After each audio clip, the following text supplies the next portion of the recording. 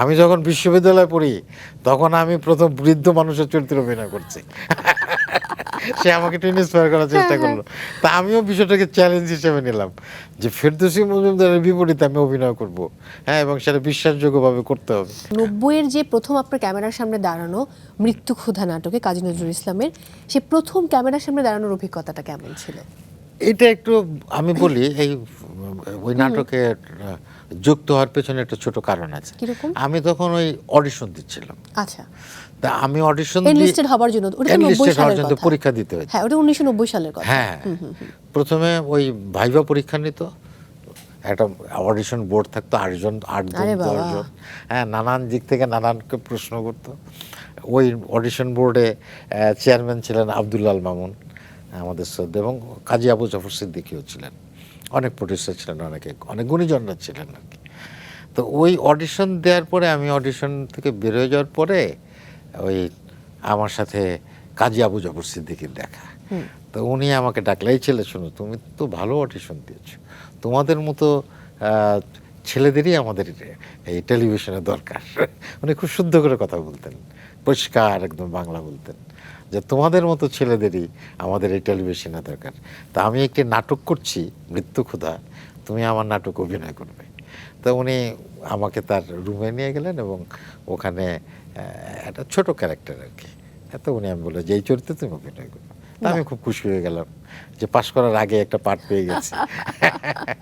তো 2-3টে এপিসোডে আমি অভিনয় করেছিলাম, ছোট্ট একটা ক্যারেক্টারে। দারুণ ব্যাপার।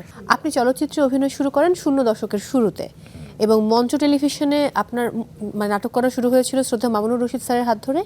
অন্যদিকে চলচ্চিত্রে শুরু হচ্ছে আব্দুল আল মামুনের, মানে পূর্ণদৈর্ঘ্য চলচ্চিত্র, মানে আমিও কিন্তু মতে পূর্ণদৈর্ঘ্য চলচ্চিত্র। মামুন ভাই, তার আগে মামুন ভাইয়ের সঙ্গে আমি বেশ কিছু নাটকে অভিনয় করেছি আব্দুল্লাহ মামুনের সঙ্গে। মামুন ভাই আমাকে খুব স্নেহ করতেন। মামুন ভাইয়ের এই গত 2-3 দিন আগে জন্মদিন গেছে তার। তো মামুন ভাইয়ের চলচ্চিত্র করবেন, এটা ছিল বিহঙ্গ, চলচ্চিত্রের নাম বিহঙ্গ। এটা পক্ষাঘাতগ্রস্তদের নিয়ে একটা ছবি ছিল। তো সেখানে আমাকে অভিনয় করার জন্য মামুন ভাই সিলেক্ট করলেন, মহড়া দিতে গেলাম। তো আমি অভিনয় করেছিলাম শ্রদ্ধেয় ফেরদৌসী মজুমদারের বিপরীতে। আরে বাবা, তো বিশাল ব্যাপার। হ্যাঁ, আর মানে উনি আমার স্ত্রী, আর আমাদের সন্তান হচ্ছে ঈশিতা। হ্যাঁ, ঈশিতা হচ্ছে আমাদের সন্তান। তা আমার চরিত্রটা বয়স্ক চরিত্র। তো মামুন ভাই আমার বলে যে ভাইবো না, আমি শোনো, মানে আব্দুল্লাহ মামুন, আমি যখন বিশ্ববিদ্যালয়ে পড়ি তখন আমি প্রথম বৃদ্ধ মানুষের চরিত্রে অভিনয় করছি। সে আমাকে একটু ইন্সপায়ার করার চেষ্টা করলো। তা আমিও বিষয়টাকে চ্যালেঞ্জ হিসেবে নিলাম যে ফেরদৌসী মজুমদারের বিপরীতে আমি অভিনয় করব, হ্যাঁ, এবং সেটা বিশ্বাসযোগ্যভাবে করতে হবে। তো যাই হোক, আমি ওটা অভিনয় করেছিলাম। এটা হলো শুরু আর কি। তো চলচ্চিত্র তখন আমাদের যে চলচ্চিত্র হতো আর কি, সেই চলচ্চিত্রে আমি আসলে যে ফরম্যাটে যে চলচ্চিত্র হতো আর কি, সেই চলচ্চিত্রে আমি 2-1 জায়গা থেকে আমি তখন অফার পেয়েছি, কিন্তু আমি আসলে আগ্রহটা প্রকাশ করি নাই। কেন, আমার মানে আমার কথা ছিল যে যে চলচ্চিত্র আমি নিজেই দেখি না, সেই চলচ্চিত্রে কেন আমি অভিনয় করব, এরকম একটা দর্শন আমার ছিল আর কি। কারণ তখন যে চলচ্চিত্রগুলো হতো সেগুলো সব চলচ্চিত্র দেখা যেত না। আমরা 2000 সালের কথা যদি বলি, 1, 2, 3, 4, ওই সময় খুব ভালো চলচ্চিত্র বিচ্ছিন্নভাবে হয়তো তারেক মাসুদ বা তানভীর মোকাম্মেল, হ্যাঁ, এরকম 2-1টা ছবি হতে খুব বিচ্ছিন্নভাবে হতো 2 বছর 3 বছর পর পর।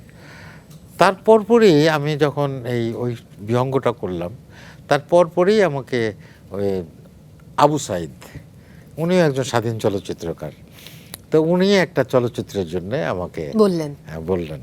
সেই চলচ্চিত্রটির নাম ছিল শঙ্খনাথ।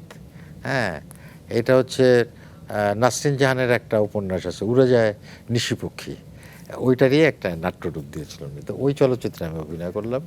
এইটা বোধহয় 3 সালের দিকে আমি অভিনয় করলাম, 4 সালে এটা মুক্তি পেয়েছিল। এবং ওই চলচ্চিত্রে আমি প্রথম জাতীয় চলচ্চিত্র পুরস্কার পেলাম আর কি।